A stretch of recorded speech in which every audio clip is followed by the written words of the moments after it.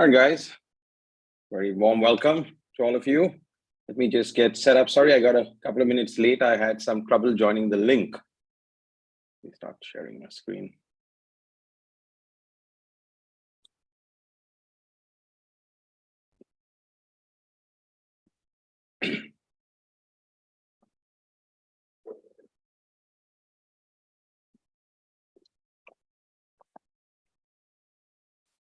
Folks, we'll give it maybe 2 minutes before we start. We're just waiting for a bunch of people who are running a little late, okay?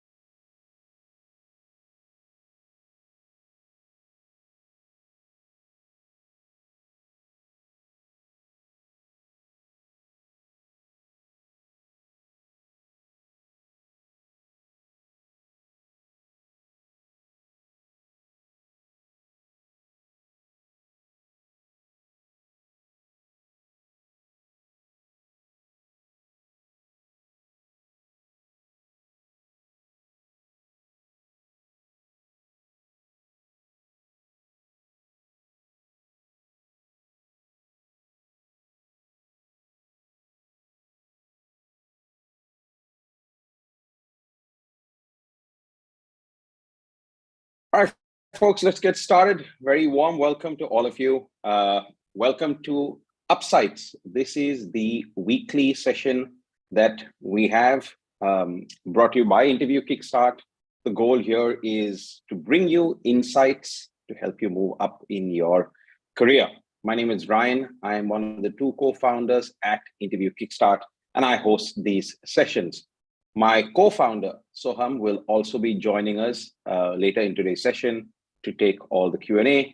Today's session, we'll try and wrap this up in about 30 to maybe 40, 45 minutes. Today's session, guys, is on shifting your career or shifting mid-career, right? And how do you embrace the pretty much unheralded opportunity that is the opportunity of AI and ML? And how do you do that as an experienced engineer, right? Taking advantage of your years of experience and without ideally having to start from scratch. The opportunity is unheralded, right? If any of you have been following the news recently, there was a lot of hullabaloo about this 900,000 AI job posted by Netflix. Every day, there is something out there about the severe lack of AI and ML talent, the inability to find this talent inside companies, the fact that the demand supply gap is huge. And so there is a massive time-based opportunity, right, to move into this and take advantage of this huge demand supply gap, right? That is really at the crux of what we are going to talk about today. Just so I outline the session, we're going to spend about maybe 15 minutes going through a few key points, right, that we want to highlight, essentially to tee off the session. And post that, we will take questions from the audience, and we'll try and wrap this up in about 30 to 45 minutes, okay? Before we get started, this is the outline. We're going to talk about the what, understanding the opportunity, talk about timing, right? There's a huge timing element here, why this is the right time. And then we'll kind of throw this open to questions where we will talk about how you do this. For those of you who don't know us at Interview Kickstart is a platform that's been around for 8 years. Soham and I have founded it. The central part of the platform is that it is designed, developed, delivered by folks who are engineering managers, hiring committee members, tech leads, technical recruiters, and so very deeply vested in the tech careers space. We believe that companies are the new universities. And so because of our access to the 17,000 alumni that we have and the 300 to 500 instructors that we have on the platform, We become this melting pot of the best thinking in software careers. We offer courses for people who want to switch domains. We call those the switch up courses, as well as people who want to remain in their current domains and accelerate their career, right? In essence, think of us as this springboard to help you turbocharge your tech career. Now, diving into today's session, right? Let's start with a little bit of context. While we are all aware that the software tsunami is here, let's go a little bit deeper into what exactly is happening, right?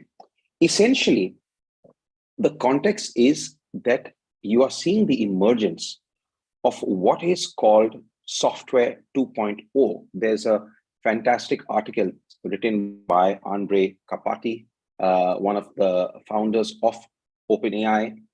It's a pretty long medium article, but very well explained, right? Where he explains what is really happening with software. And essentially, what is happening is this.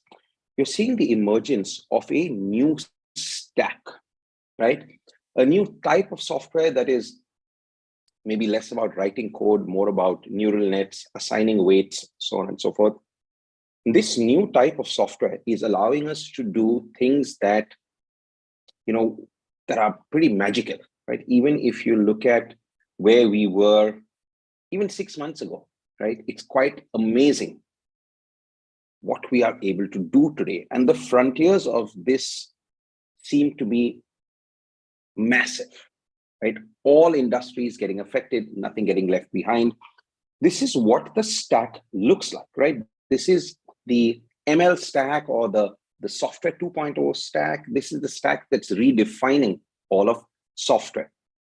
At the base of it is compute hardware required, right? The GPUs, the TPUs coming out of NVIDIA, Google.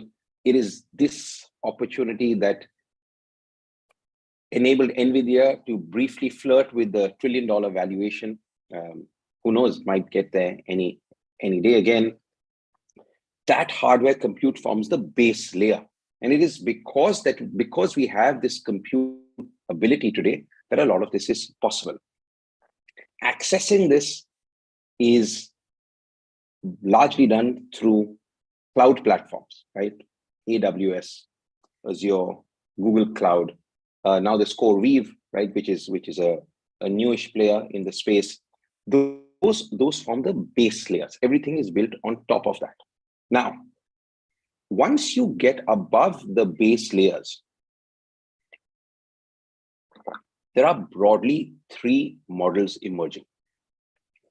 One is the end-to-end stack, right? Think OpenAI, think Midjourney, Runway, right?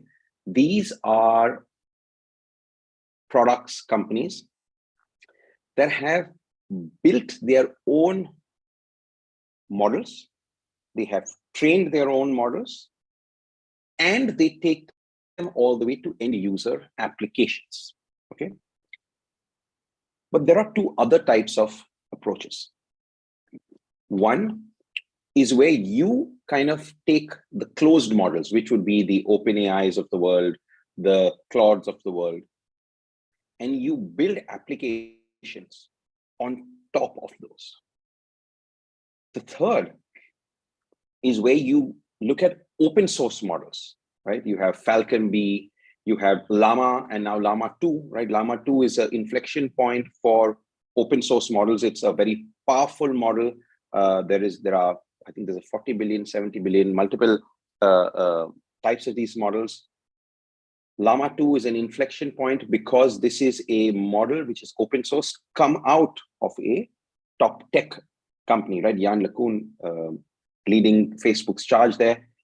These models are hosted on hubs like Hugging Face, right? And then you can build applications on top of that. So this is essentially the new stack. And in many ways, the belief is that this stack is going to, some believe that it will coexist with the existing stack. Many believe that this will replace the existing stack over a period of time. In this environment, there are 4 really hot new jobs in tech. I won't say new because they've been around for a while, but they are getting a lot of prominence, right? And those are data engineers, machine learning engineers, data scientists, and data analysts. All of them have a different flavor, right? Data engineers, effectively people building out these data pipelines. Machine learning engineers building the apps, the stacks that you see on the left. These are the people who actually build the core models. Data scientists work with, analyze all the data, right? They drive experimentation, things like that. And then you have the business analyst who presents that data. While there is some overlap between these roles, their day-to-day is fundamentally different, okay? Now, if you step back and you look at the stack and you look at the jobs coming out, there are broadly 2 very distinct opportunities and 2 very distinct ways to play this wave, right? We internally call them the switch up wave or the switch up method and the enable up method, right? This is really the difference, right? The core opportunity lies in switching from your current tech domain, investing in yourself to become a machine learning engineer or maybe a data scientist. Now, this is a fairly involved path.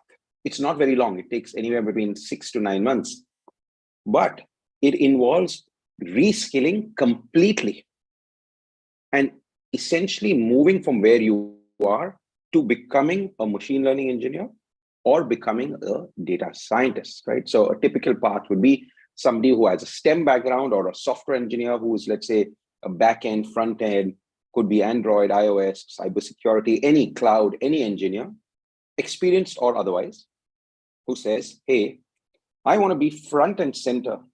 I want to be at the heart of this revolution. And in order to do that, I want to go all in. And so I want to reskill and switch my domain to become a machine learning engineer. Doing that puts you at the center of this revolution. And folks who make that switch are the folks who are going to be building these end-to-end apps, going to be building these foundational models, going to be building these closed source models, right? They are going to be at the heart of this revolution. Now, not everybody is going to be able to take the time, or not everybody wants to move away from their current domain. Maybe you love being a backend engineer. Maybe you love being Android engineer. Maybe you love being a full stack engineer or a test engineer, right? Or you love working in DevOps. All of these areas are getting redefined by AI and by ML.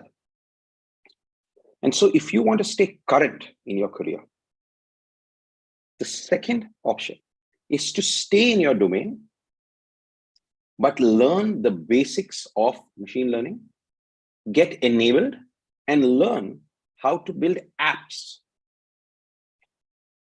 on top of the machine learning stack, right? So you will work with the APIs coming out of all these incredible systems, GPT, Claude, Llama, Bard, Bing, right? There is Inflection.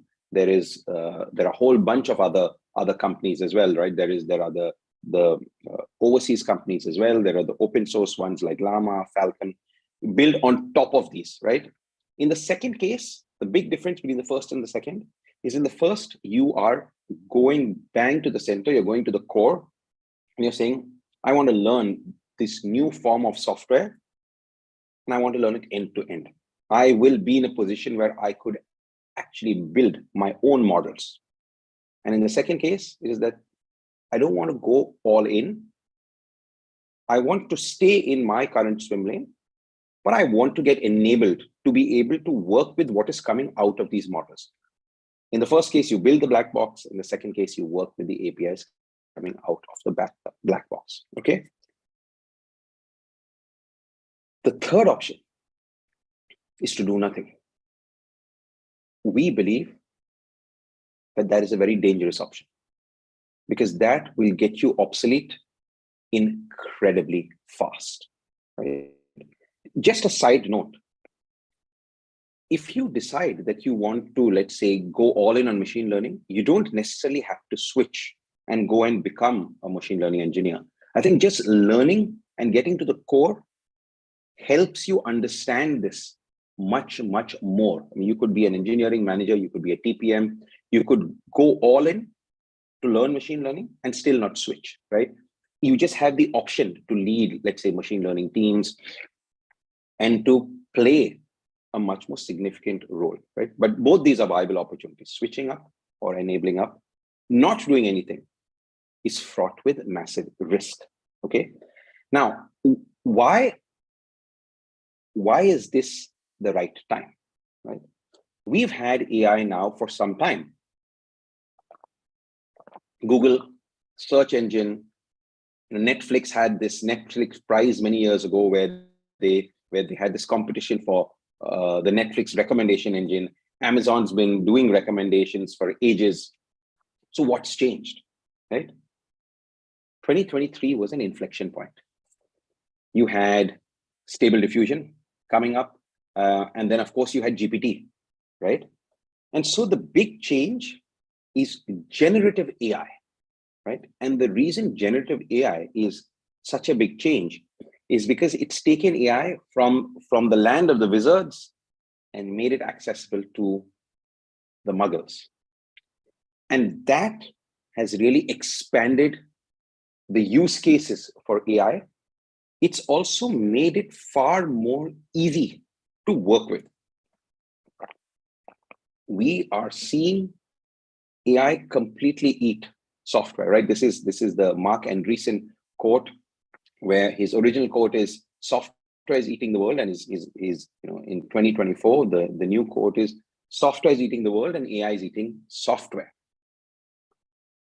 That is the key change, the arrival of generative AI. And generative AI makes it very accessible through essentially prompts, right? Basic prompt engineering. You can do magic. You don't have to be an engineer as well, right? And so now companies are going all in on generative AI, bunch of use cases, and that is driving demand for both machine learning engineers, data scientists, the entire data pack. That is the tip of the arrow. And the secondary demand is coming for folks from non-machine learning backgrounds who are enabled to work in machine learning, right? So that is really the way the arrow is: machine learning and people who are enabled to work in machine learning. There are billions of dollars of investments going in here. I'm trying to imagine or trying to think about the last time we saw something like this. Cloud comes close, but the amount of investment that we are seeing here is unheralded. It's a massive opportunity because there is the reinvention of software, reinvention of the tech ladder in terms of companies, right? You're seeing the emergence of these fantastic new companies, the reinvention of jobs, right? Many jobs. I think all jobs are going to get affected. But those who invest time now will tend to grow very, very significantly, right?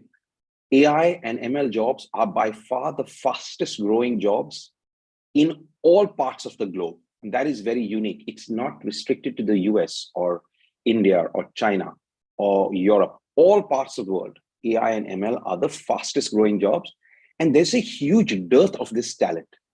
LinkedIn has recently come out with data that points to the fact that they believe that there will be 2 million, not 20,000, not 200,000, 2 million shortage of jobs, a 2 million shortage of jobs for AI folks. That is huge. And as a result of all of that, you're seeing this huge demand supply gap. And that demand supply gap is playing out in compensation. So, on the left, for those of you who can see my screen, and for those of you who can't, I'll just take you through it. You're seeing crazy, amazing compensation for folks who are machine learning engineers and data scientists, right? So what I've done here is I've created the graph that shows compensation for software engineers, which is what you see in blue. And what you see in green is the top up between software engineers and machine learning engineers for the same level. So at an L3 level, entry level, the compensation for both sets of folks is the same, around 200K. Now, this is data from top companies, okay? L4, that early, you start seeing the divergence. Software engineering comps about 250K, machine learning engineers 10K more at 260K. The gap keeps increasing. L5, you're a senior engineer, software comps 300K, machine learning engineer comps 360K, right? 60K difference. L6, software comps 400K, machine learning engineer comps 500K, starting to increase. And L7 at staff engineer level, software comps around 500K, machine learning comps around 850K. So because of the demand supply gap, you are seeing a huge divergence in the ladders and the compensation being offered to software engineers and machine learning engineers, who are essentially a more advanced type of software engineer. Now, what this does not show you is the second order derivative, which is not only can you get higher compensation if you move into machine learning, the growth in your career and the ability to move to higher levels is likely to be much faster because there is lack of supply in all the levels. And so as these companies grow, as these projects grow, there is going to be a need for people to move to higher levels faster. There is obviously the added benefit of being an early adopter, right? For those of you who know the curves, being an early adopter versus, let's say, the late majority that adopts is game changing. The simplest way to think about this is think about this as where software was 10 years ago. That is where machine learning is today. And so the gap between a novice and those who are experts is the least that it has ever been, which is why it's much easier to get in. Today's session is about leveraging your experience as a software engineer. And so a mid-career shift from software engineering to machine learning, that is also made possible because we are at the early stages of this. And so there is no demand. And so there is no ability to hire laterally. For those of you who read the Wall Street Journal, last week, actually earlier this week, there was a really long piece written on how all companies, Faang Plus startups, and the non-traditional tech companies all are struggling to hire machine learning engineers. And therefore, they are being forced to retrain folks or take folks who have just been trained as machine learning engineers. In this sort of environment, because the demand far outstrips the supply, you don't necessarily lose levels. You can move laterally in most cases and take advantage of your existing software experience, because in effect, machine learning engineers are great software engineers first. And that brings me to Q&A in the last part of today's session, which is, so how do you do this, right? We are going to do this part of the session by taking your questions, right? We've teed this off by putting the typical questions that people ask. And I'm going to give you rapid fire answers to most of these, but I'm happy to take deeper questions and have a longer discussion with you guys when we take questions from the audience. But the typical questions when it comes to how do you do this as a mid-career engineer is, where do you start, right? The short answer there is that you should do a course, you should get self-trained. More importantly, though, you need to have some project experience. Okay, how much time does it take? Well, since we're talking about switching into machine learning, it's likely to take you somewhere between 6 to 9 months. How do you build your credibility? Projects. Do you need to down level? Can you move laterally? In most cases, you will move laterally. The two options are to do this internally, right? Look at internal promotions or switching internally in your same company, or switch to another company. We can talk about how that works. And then, should you be switching up and moving to machine learning, becoming a core machine learning engineer, or do you stay in your domain, right? And enable up to take advantage of the machine learning opportunities, the AI opportunities, whilst remaining to your engineering core. With that, guys, I'm done with my part of the session in terms of the slides. Quick recap. The goal here is to talk about how do you move, right, from your current engineering role. How do you take advantage of this unheralded opportunity to move mid-career to machine learning, AI roles? We started talking about this incredible context that exists today. Software 2.0, the stack, the two ways to do this: either switch completely or stay in your domain and enable up. We then talked about the fact that timing is critical, right? The demand supply mismatch leading to amazing compensation, or the $900,000 AI job, which is all the rage right now. And then we teed off the key questions, right? With that, folks, my co-founder Soham has also joined. I'm going to leave this slide on the screen. I'll keep changing as we go through questions. And I now encourage you to ask questions. You can raise your hands, right? And we can take questions verbally, or we can have you put questions in the Q&A tab. I see that there are people who have put questions in the Q&A tab and people who are raising their hands. We'll take about 10-15 minutes of questions, and then we wrap this up. Okay, now the first question is from Vinod Daniel. Vinod, you'll have to unmute and then ask your question, please. Sure. I do have 3 questions, actually. So one question is... Go for it. Yeah. So enablers, actually. So when it comes to apps that is getting built, is there any special apps like LangChain or something that is used, and that's the way to go with that? And the second question is that, what about the certification for ML, actually? Is there anything that the job requires certification, like the AWS certification? And the third question is the degree of statistics that's the know-how that's required for ML jobs. So these are my 3 questions. Okay. All right.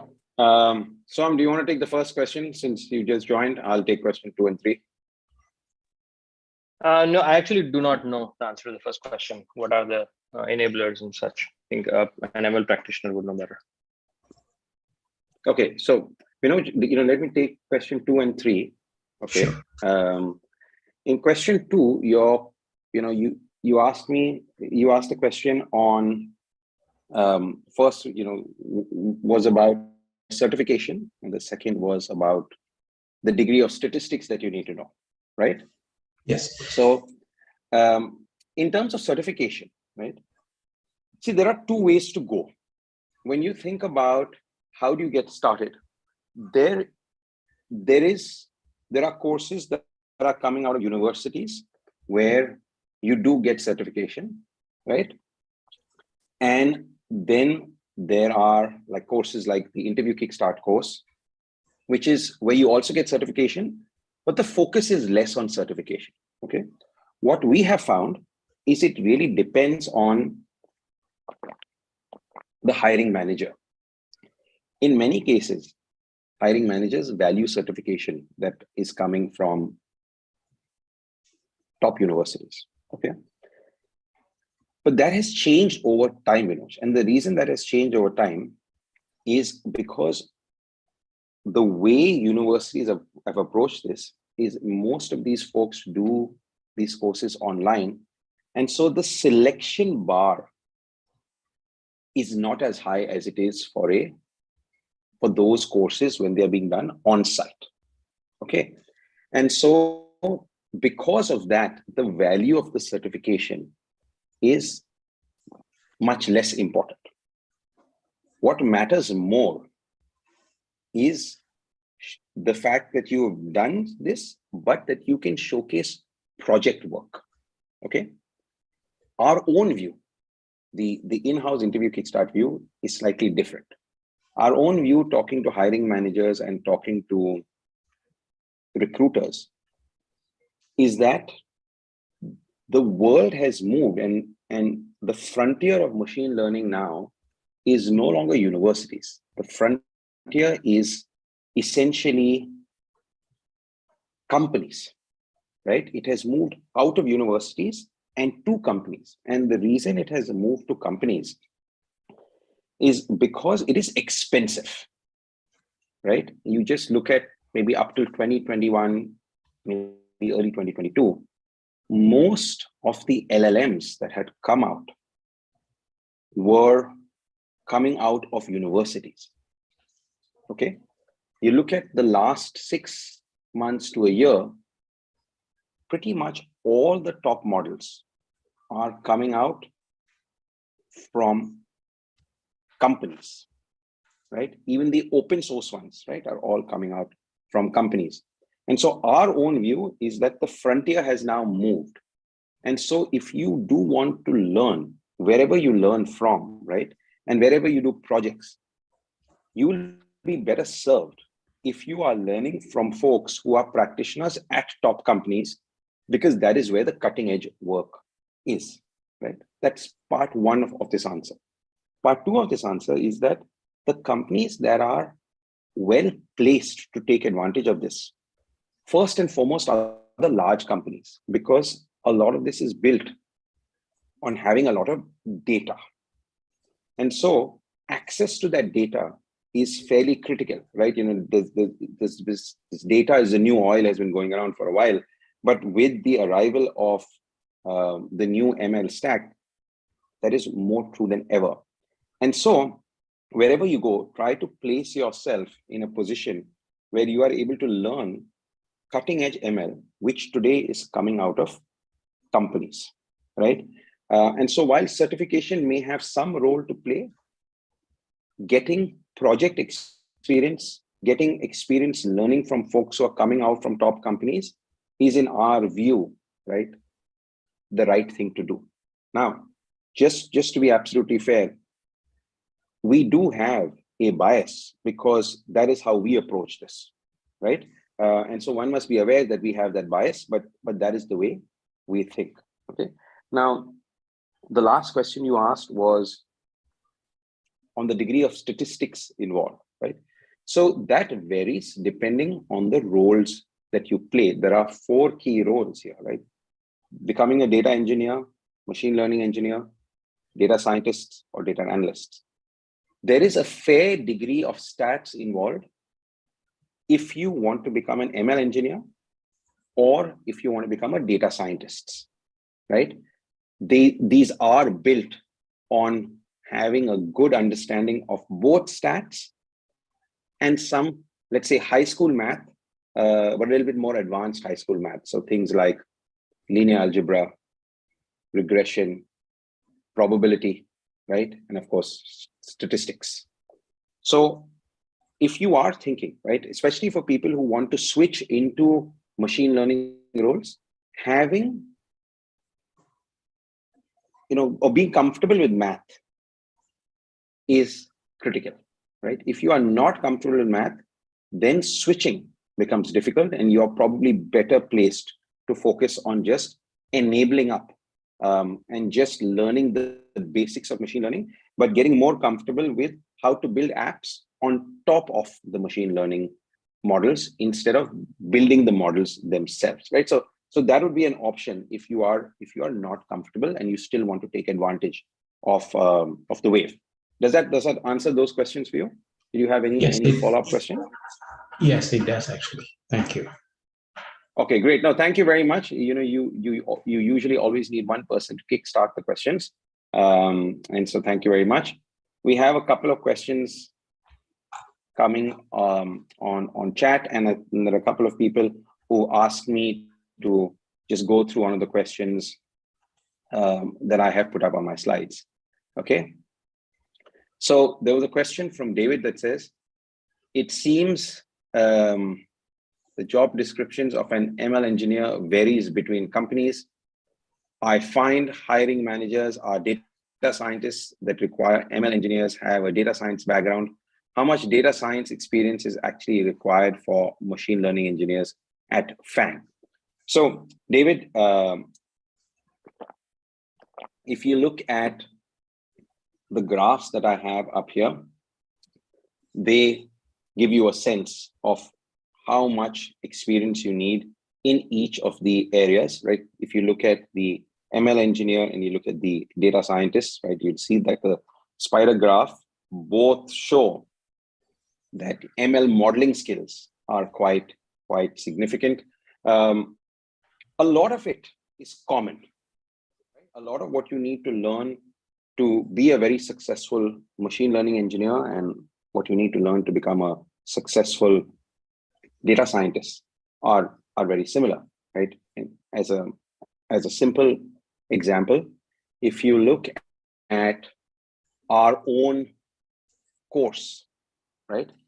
We have a course to become a machine learning engineer, and we have a course to become a data scientist, okay?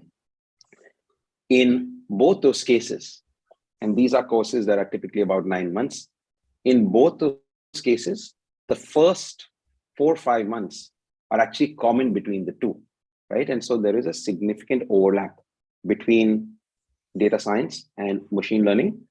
It is really at the latter part where things are different.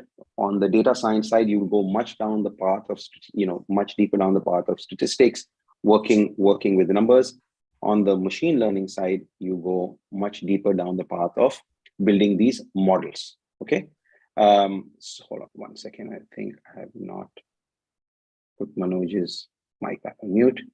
Okay, Priyanshu, you had a question? Do you want to unmute, please, and ask me a question? Yes.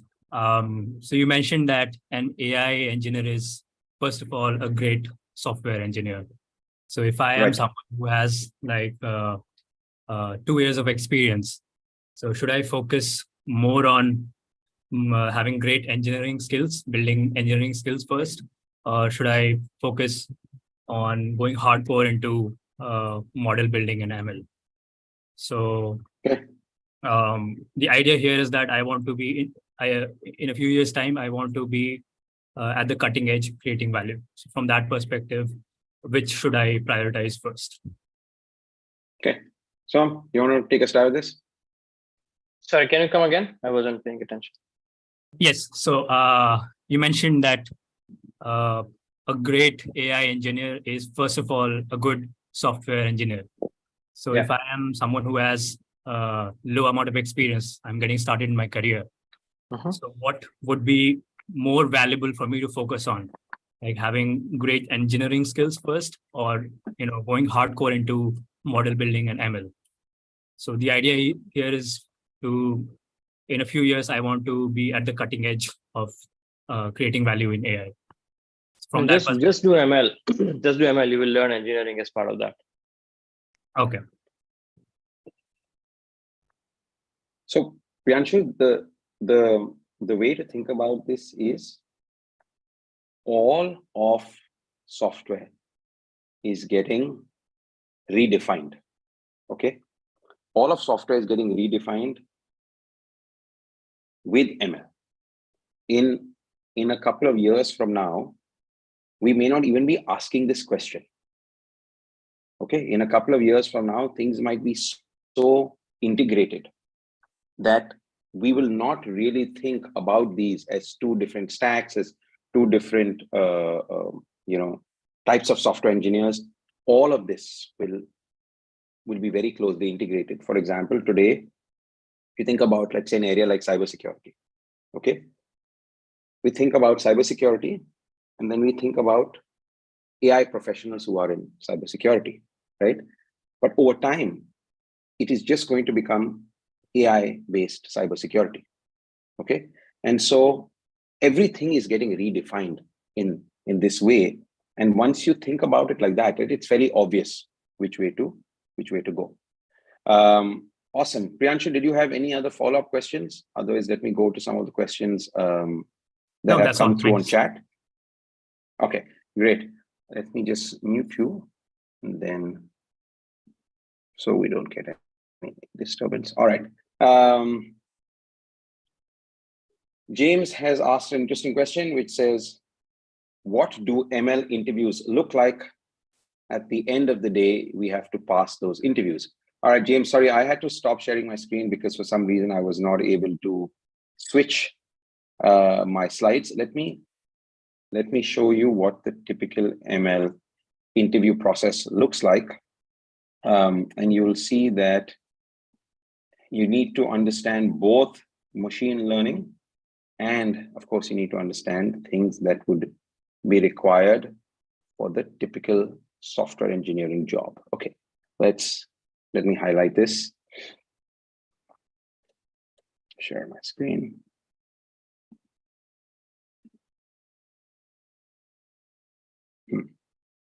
So James, this is what a typical machine learning interview looks like, right?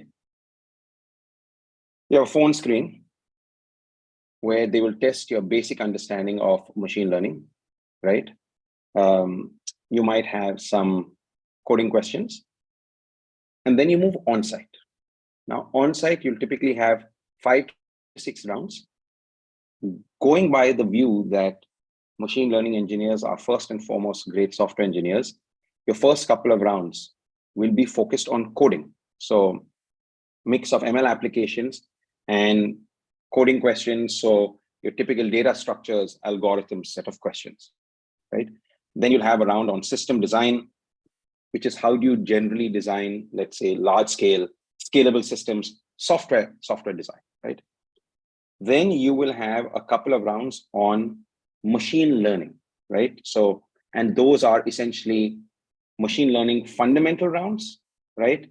Familiarity with all the concepts, you get some questions, and you will then have, or it could be one way or the other, you'll have rounds on designing ML systems, right? So software coding, algorithms, data structures, system design, machine learning fundamentals, machine learning design, and then you will have questions on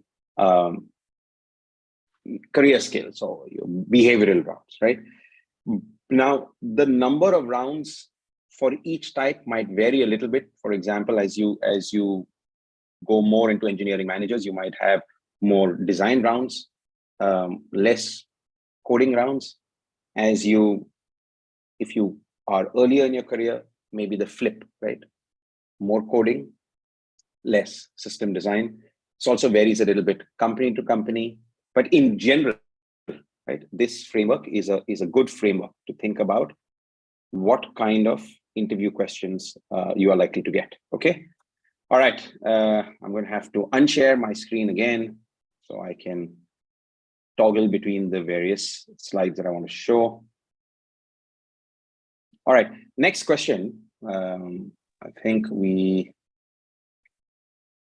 have a couple more questions, guys. We're already 45 minutes in, so maybe last couple of questions and then we wrap up. And by the way, guys, Soham has been answering questions in parallel on chat. I'm going to read out some of those questions and answers in case they're beneficial to those who are not looking at the chat. But we have an open question that says, this is an Interview Kickstart specific question. Is Enable Up a separate program compared to Switch Up? Can you please clarify? Building models in companies, I worked mostly as a DS person. So this is a very Interview Kickstart specific question. So Enable Up and Switch Up are two different sets of programs, right? Switch Up is the program that takes you from not having any ML experience and going all the way to a point where you can actually build ML models. Like I said, it's a 6 to 9 month program. And that is essentially helping you to, do where you see the green here, right? Go deep into ML. The Enable Up course is for people who want to stay in their current domain, but take advantage of all the fancy stuff coming out of ML. And therefore, these are much shorter courses, right? These are courses that can be anywhere between 6 weeks to 3 months, where you learn the basics of machine learning and you learn how to work with the APIs coming out of all these ML black boxes, right? So it's a much lighter touch, right? It's staying in your own domain and getting enabled to take advantage. So they tend to be much shorter, right? So they are fundamentally different sets of courses. All right. I think let me take the last couple of questions and then wrap up. This is a long question. Let me just read it. How do I define my career path to switch to cutting edge machine learning? My brightest spot has been when I was doing core software engineering. That's almost 10 years ago. Okay, so very experienced. With 17 years plus experience, I have much broader experience now, most recently in DevOps and solutions engineering. The interesting part is that I've been already looking to get back into core software engineering, but I find it hard to justify my most recent experience when applying for core ML roles. Even if I get really good at coding challenges, how do I get to the point where the resume is shortlisted first? Som, you want to just give a point of view on this? I mean, this is essentially saying, as a experienced engineer, how do I make the transition? And fundamentally, I think the subtext of this is how do I, two subtexts. One is how do I do this? How do I position my resume? And potentially, do I need to level down in my when I switch? Do you want to take a quick stab at this? I mean, I answered one of these earlier also. You just have to wait for the time when the demand outstrips supply. Right now, the market is down, so it feels like you're not getting it hard and stuff like that. You will get to a point where people will want to hire a lot of ML engineers, and all of this sort of past stuff will be ignored. As long as you've done good projects, you'll be fine. That's really like 80% of what will help. The rest is just like do good projects and write better resume, and just keep trying. It's a numbers game, and you'll just do better. Right? Don't overthink this problem. So this is like Som was saying, right? This is a very unique time. It is a time where demand fundamentally outstrips supply. It is likely that we are going to see the number of ML jobs that come to market go up very significantly, right? And the thinking behind this is as follows. See, a lot of the buzz around this started developing last November or so, right? When ChatGPT came out. And so if you think about it from a company perspective, large companies have had only one planning cycle where they could kind of think about how to have projects, build apps on top of all of the generative AI stuff that's coming out, right? Because most large companies think in periods, like you have 6 months planning period. So you have H1, H2. H1 was already baked in for most people by the time this came out. This is the first time, like the second half of the year, right? This is the first time that companies have had 6 months to think about how they want to develop, design, deploy products that have generative AI built into this. And which is why you're starting to see now announcements coming out all the time, right? Recently, there was an announcement where DoorDash, right, is developing Dash AI. to integrate into its app, to chat with customers. You've recently seen Uber come out saying that, hey, we want to do this. We want to build an application. We want to build a generative AI, build a bot. I think they want to build a chat bot that talks to customers. And so now that you've had one half of the year for companies to understand what's going on, to think about all of this, you will now see this getting baked into many more products, because now they can deploy these, right? Or build these, right? Start building these in their next planning cycle. And so as this moves, right, to Som's point, more and more jobs will come to the market, right? And this is likely to be the case for the next few years, because the opportunities coming out of this to redefine all of software, to build out these new products, is quite significant. Okay, guys, I was going to wrap up, but there are a bunch of questions that have just come in. Let me quickly take maybe one or two questions and then wrap up. So that the question that said, what is the investment needed? I'm not sure what is meant by this question. I assume you mean investment both in terms of time and money. Depends on which path you go. Since we are talking about switching to machine learning engineers at this point of time, time-wise, it is going to take you somewhere between 6 to 9 months, right? Could even be a little bit more depending on how much time you're able to commit. In terms of cost, it can range anywhere between $6,000-$7,000 to $20,000, right? Depending on what path you go by. Okay, and so there is all of that. There is also the ability to just do this by yourself, right? Where you don't go into a formal construct, where you kind of learn by yourself. You look at stuff that's on YouTube. You look at other channels. Maybe you look at courses on Coursera, right? You don't pay for the certification. So you could do this without paying, and in which case the paradigm would move to how do you build project experience. You might want to do that, like Som says, working on projects within your own company, looking for projects to work and showcasing that, right? So you could do this without paying anything if you want to go the self-prep way, or you could take a very structured way, like an Interview Kickstart program or other programs, and there the costs vary. Time-wise, this is going to take you somewhere between 6 months to a year, right? That's probably a good range to keep in mind. There was an interesting question which was asked, which says, where do you think AI is going to get used more? Is it robotics, healthcare, finance, other areas? Everywhere.